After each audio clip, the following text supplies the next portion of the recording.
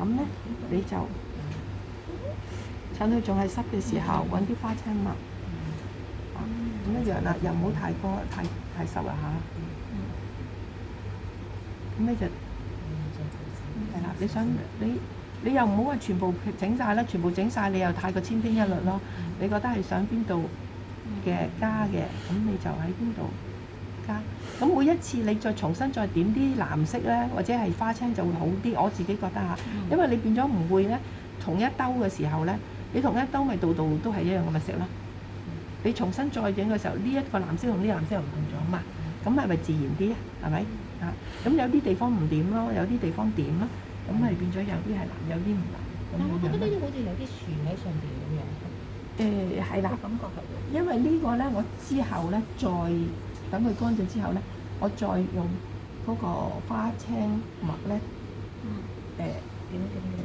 擦，再擦，因為佢近啲。就要乾晒咗之後先再做。係啦，嚇，同埋因為我呢張紙嘅關係，佢自己有時出咗一啲墨，你有時你噴完之後，你再整嘅時候咧，佢出嚟嘅效果未必你想要嗰個效果喎。咁你就焗住，可能你真係要再補咯，再補上去啦。咁你必要時嘅時候咧，就好似我咁啦，即係補到好似離遠好似有啲樹咁樣樣。我唔記得啦。咁係咪？但係呢度如果啲顏色嘅，係濕嗰陣時。唔係。哦，好嘅。我即係已經整好晒呢度㗎啦，都全部噴上去，就淨係整呢度。冇錯。我一噴呢個係因為咧，我等個時間佢要乾嘛，咪啱我帶住濕隻嘅張紙走咁樣咯。咁所以示範咗呢一個位先，